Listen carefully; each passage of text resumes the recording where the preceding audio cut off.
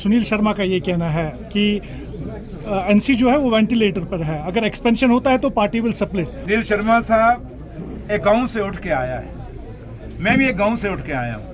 हमारी खुशनसीबी है और उस मालिक की मेहर है कि आज वो LOP है और मैं जम्मू कश्मीर का डिप्टी चीफ मिनिस्टर। और हमें शुक्र रहना चाहिए उस मालिक का, मेरे रब का, कि हमें रब ने बड़ा मौका दिया और दोनों ऐसी जगहों पे पहुँचे हैं।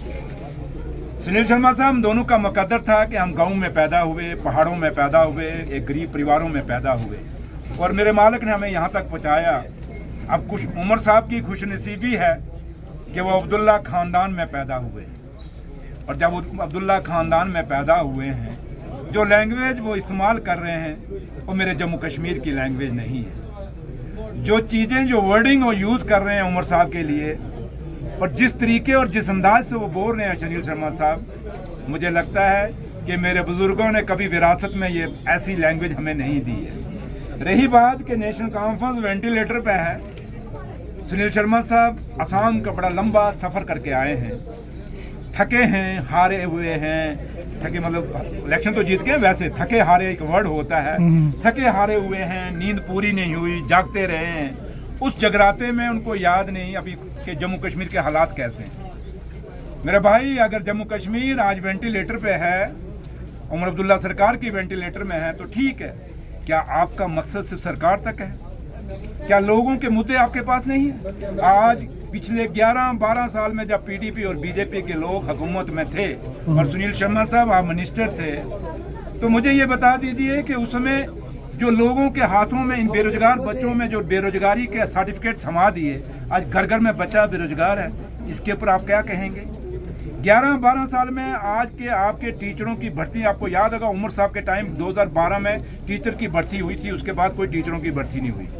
जो टीचर्स की पोस्टें थी उन्होंने फ्रीज हुई, किसके टाइम पे हुई?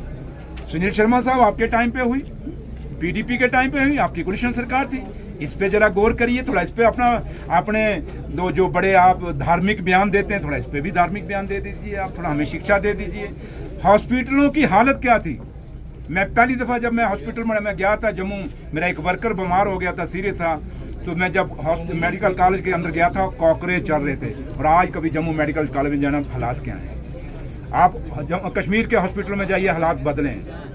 हाँ, ये ज़रूर है कि रिक्रूटमेंट नहीं है, जिसके कारण पैरामेडिकल स्टाफ कम है हॉस्पिटलों में, डॉक्टर कम है। लेकिन किसके दौर में कम हुई? ये रिक्रूटमेंट किसके दौर में कम हुई सुनील शर्मा साहब? ये डॉक्टरों की भर्ती हमने तो कितने अभी की हैं, हम पैरामेडिकल स्टाफ को भी भर्ती कर रहे हैं। आपने पूरे जम्मू कश्मीर में पक्की नौकरियों को ख़त्म करके आउटसोर्सिंग पे पूरे डिपार्टमेंट चले गए। जाइए, आप लोग मीडिया के लोग हैं, अगर मैं झूठ बोल रहा हूँ तो आप इसको मेरे को कंडेम कर देना। आज मैक्सिमम डिपार्टमेंटों के अंदर आउटसोर्सिंग के मुलाजिम दिए जा रहे हैं, जहाँ के वहीं हम पक्के मुलाजिम देते थे। ये इनके दौर में हुआ, क्या इनको वो नहीं दिख रहा? सुनील शर्मा साहब, आप जब बात करते हैं, मुझे ये बताएं, ये नशा कब आया? जिस नशे के लिए आज आप रोज टोपी पा के निकल पड़ते हैं, जी नशा रोको, नशा रोको, तो सुनील शर्मा साहब, ये नशे की बीमारी 2014 के बाद आई कि नहीं आई? और जब ये 2014 के बाद ये नशा आया तो किसकी देन है? उसमें सरकार किसकी थी?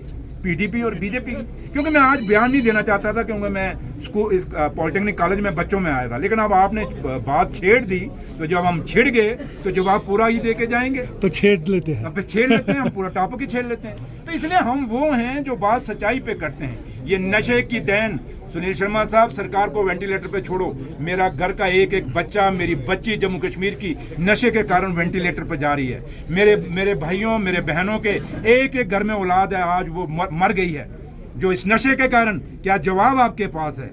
आप क्यों तो इधर उधर की बात मत कर, बता जम्मू कश्मीर नशे में क्यों डूबा? डिमोलेशन पर क्या कहेंगे आप? जो डिमोलेशन हो रही है उस पर बता के जम्मू कश्मीर में बेरोजगारी क्यों है? ये उसके BJP और PDP के दौर पे। इसलिए बात करने पे जाएंगे तो बड़ी दूर तक बात जाएगी। मैं इतना जरूर कहूंगा सुनील शर्मा साहब, आप उमर साहब को, ये उमर साहब की अपनी किस्मत है कि वो अब्दुल्ला खानदान में पैदा हुए, वो शहजादा नहीं, वो एक आम आदमी है। और मेरी और आपकी किस्मत है कि हम गरीब घर में पैदा हुए, लेकिन शुक्र करो उस मालिक का कि हमें ये रुतबा मिला। कल सुनील शर्मा साहब, आपके बच्चे सियासत में आएंगे, मेरे बच्चे 2 बेटे हैं, वो सियासत में आएंगे, क्या कल उसको भी आप शहजादा बोलोगे? अपने बच्चों को भी शहजादा बोलोगे जब वो राजनीति में आपकी उस कॉन्स्टिट्यूंसी से इलेक्शन करेंगे। तो इसलिए कहते हैं जब उमर अब्दुल्ला की तरफ आप एक उंगल कर रहे हो, 3 उंगलें आपकी तरफ आ रही हैं और एक वादा करके आप बोलो कि आप अपने बच्चों को सियासत में नहीं लाएंगे सुनील शर्मा साहब, लेकिन अगर आप लाएंगे तो ये वीडियो तब तक रहेंगी जब तक आपके बच्चे जब सियासत में। मेरी उन बच्चों के लिए हमेशा आशीर्वाद, मैं दुआ करूंगा उन बच्चों की लंबी उम्र हो और मैं दुआ करूंगा बच्चे भी बुलंदियों में पहुंचे सुनील शर्मा साहब के।